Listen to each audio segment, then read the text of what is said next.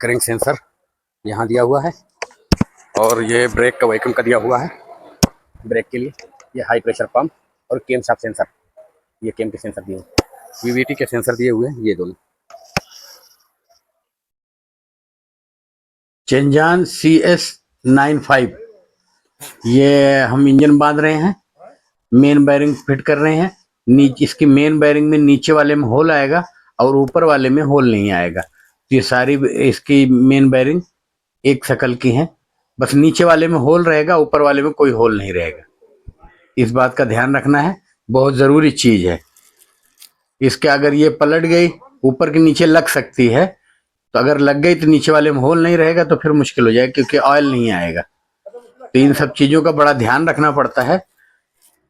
और ये 23 मॉडल गाड़ी है,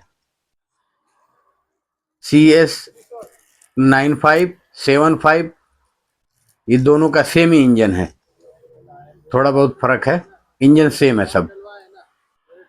और इसका हमने लगा दिया। इसके इंजेक्टर टाइप के आएंगे जो ऑयल के ऊपर, पिस्टन के ऊपर ऑयल लुब्रिकेट करते हैं, वो एक देखना जरूरी है। अभी वो हम फिटिंग करेंगे और सब पे ऑयल लगा दे रहे हैं। ये फिट कर रहे हैं इंजेक्टर। ये इसके लाइन क्लियर करना जरूरी है।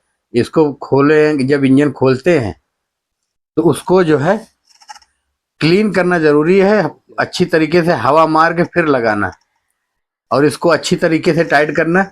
इसमें अगर ये बोल्ट दूसरा नहीं लगेगा, ये याद रखना, ये इसके बोल्ट अलग आते बोल्ट, और इसमें बोल्ट का वाल सिस्टम टाइप का रहता है कि जो ऑयल का प्रेशर, जब ये गाड़ी बंद करेंगे तो ऑयल का प्रेशर वहीं का वहीं जो है रुक जाता है और प्रेशर जो है पिस्टन के ऊपर ऑयल ज्यादा आता है इस वजह से। तो इसमें अगर कभी बोल्ट टूट गया तो दूसरा बोल्ट नहीं लगाना है, सेम ही बोल्ट लगाना है।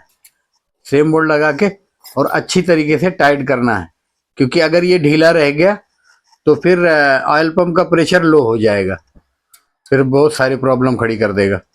क्योंकि इन गाड़ियों में ऑयल की लाइन बहुत ज़्यादा होती है जो जाती है केम सेंसर में और सारी जगहों पर जाता है। केम फेजर, इसकी जो मेन पुल्ली आती है उसके अंदर ऑयल का सर्कुलेशन होता है, नॉर्मल पुल्ली नहीं होती है। ये ज़रूरत पड़ने पर एडवांस रिटायर होती है। तो इसको पूरा अच्छी तरीके से टाइट करना है, ओवर भी ना हो और लूज भी ना रहे, इसका बहुत अच्छी तरीके से ध्यान रखना है। कनेक्टिंग रॉड टूटने की वजह से ये प्लेट खराब हो गई थी, इस पे क्रैंक सेंसर काम करता है। ये हिस्सा बैंड हुआ, इस वजह से ये चेंज कर दिया, पूरा बैंड हो गया।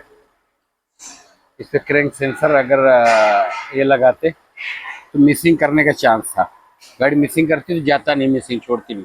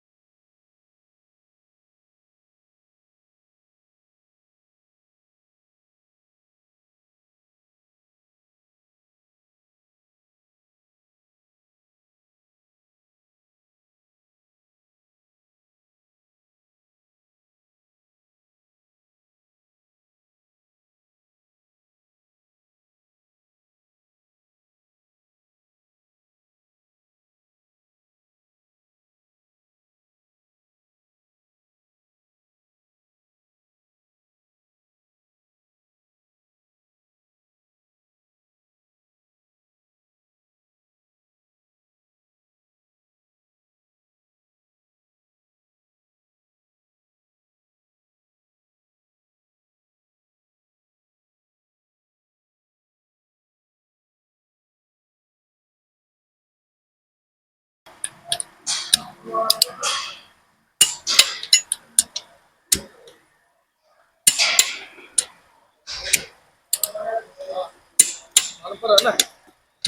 कितनी है? ठीक है ना, मालूम पूरा मिये मिये।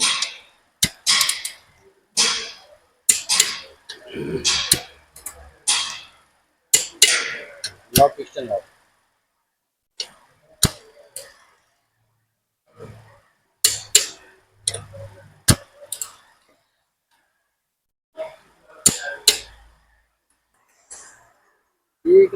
ये स्टील वाली है 1 नंबर, ये काली और लोहे की 2 नंबर है, सेकंड रिंग है, और ये ऑयल रिंग है। ये हम अभी पिस्टन में रिंग डालने से पहले बोर में हम डाल के चेक करेंगे। चारों बोर में एक एक रिंग डालकर पिस्टन से देखे दबाकर हम उसका लेवल लेके चेक कर रहे हैं। इससे क्या होगा, रिंग का गैप पता चल जाएगा। कहीं लेथ वाले ने कम ज्यादा अगर कर दिया होगा तो भी आपको प्रॉब्लम हो सकती है, क्योंकि इंजन जो बनाने की जिम्मेदारी आपके ऊपर आती है। इंजन सक्सेस हुआ तो, नहीं खराब हुआ तो वो सारा ब्लेम आपके ऊपर आएगा।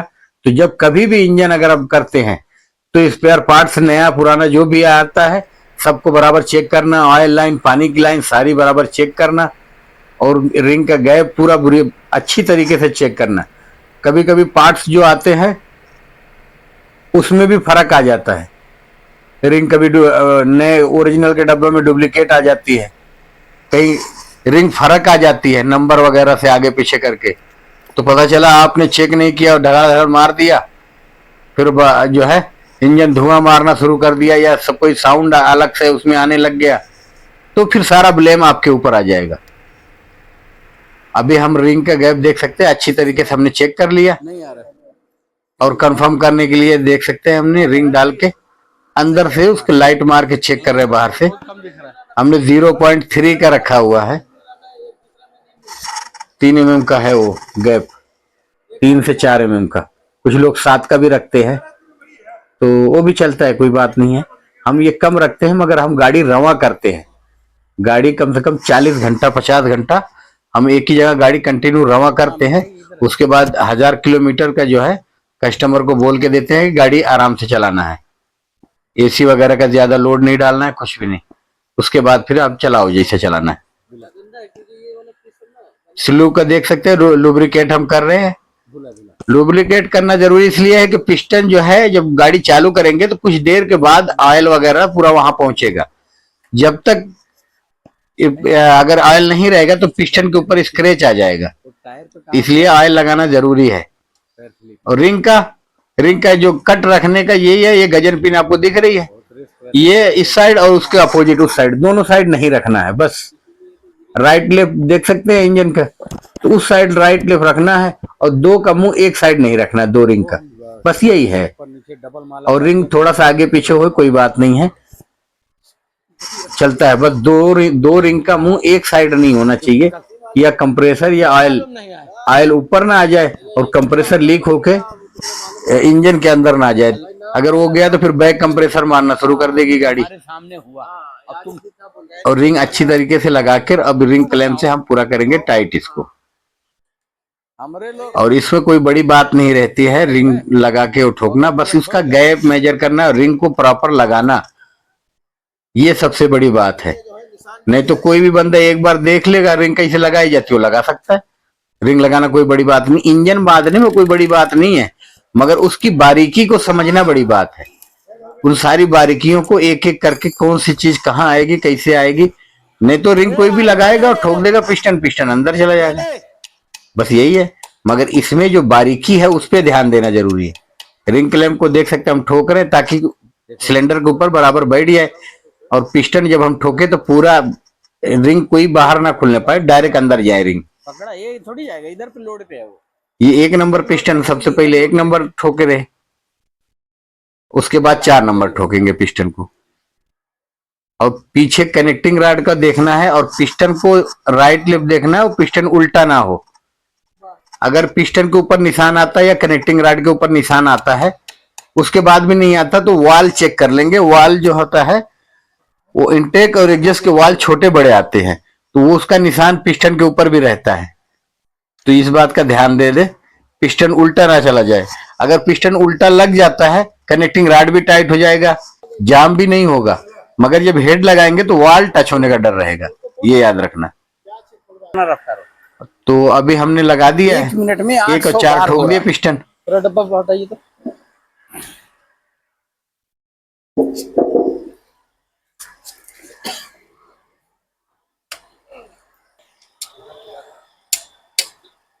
कितना टाइट कर दिया।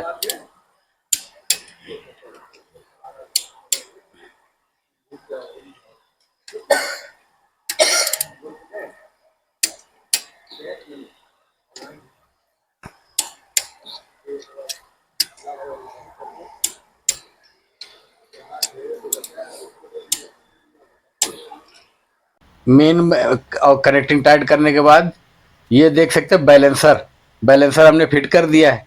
अब उसकी टाइमिंग दिखा देते हूँ। ये दोनों बिंदी दिख रही है, नीचे इसके निशान लगे हुए, ये दोनों पे बराबर रहना चाहिए, और गियर के ऊपर भी निशान है, तो इस पे बराबर रहना चाहिए। ये हेड सिलेंडर पूरा क्लीन है, इस पे हेड गैस्केट लगाकर हेड हमने लगा दिया। हम आपको दिखा रहे हैं बिल्कुल जो मेन मेन चीजें हैं, ऐसा नहीं हमको लंबी वीडियो बना के और फालतू बकवास करना। जो मेन मेन चीजें हैं वो आपको दिखा देते हैं, ताकि आपको इससे जानकारी मिल जाए। फालतू टाइम बर्बाद करके फायदा नहीं, उससे अच्छी आप दूसरी कोई वीडियो एक अच्छी देख के कुछ नॉलेज हासिल कर सकते हैं। लगाकर सारा सब कुछ केम हम टाइट कर दे रहे हैं। केम टाइट करके फिर मैं आपको दिखाता हूँ इसकी टाइमिंग। इसकी टाइमिंग बड़ी खतरनाक आती है। आगे मेन पुल्ली में कुछ मार्क नहीं है, पीछे में भी कुछ नहीं है।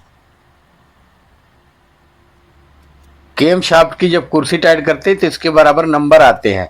ये नंबर उल्टा पल्टा नहीं कर सकते, नहीं तो केम टाइट हो जाएगा। तो इन चीजों का जब इंजन खोलते हो उस टाइम पे फोटो खींच के रख लो, अगर आपको भूलने का डर है तो। ये फाइबर प्लेट लग गई, और ये कुर्सी का माउंट का कायदा।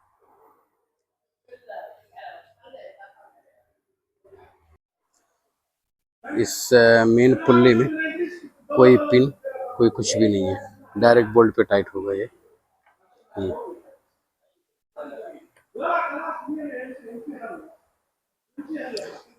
मेन में कुछ भी नहीं, कोई पिन नहीं है। केम शाफ्ट की भी पुल्ली में कोई पिन नहीं है। इसकी पुल्ली पर यहाँ लिखा हुआ है, ये एग्जस्ट लिखा हुआ है। ये साइलेंसर साइड की है।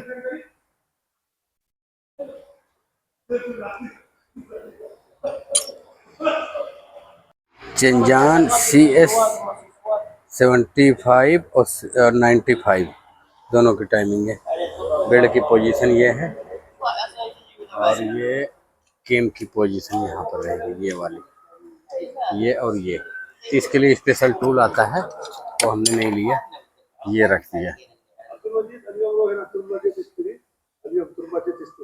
ये यहाँ रख दिया, ये दोनों बराबर है। और ये टॉप पर है, 1 नंबर टॉप पर है। केम की पोजीशन यही है। ये एग्जस्ट इस साइड है और इनटेक इस साइड है। केम पर भी, केम फाइजर पे भी दिया हुआ है, यहाँ पर है। और क्रैंक का जो है यहाँ पोजीशन दिया हुआ है, ये टूल लगाने के लिए। यहाँ से एक स्पेशल टूल आता है, वो लगता है वहाँ अंदर में खोल दिया हुआ है यहाँ पर। टाइमिंग कवर कंप्लीट हुआ, टैपिट कवर कंप्लीट हो गया।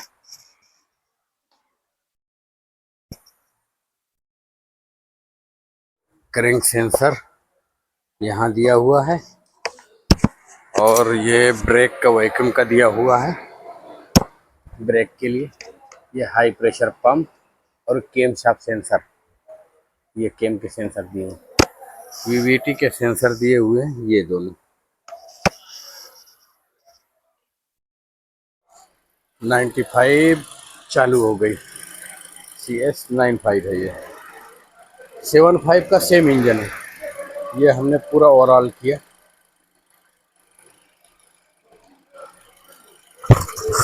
साउंड इसका माशाल्लाह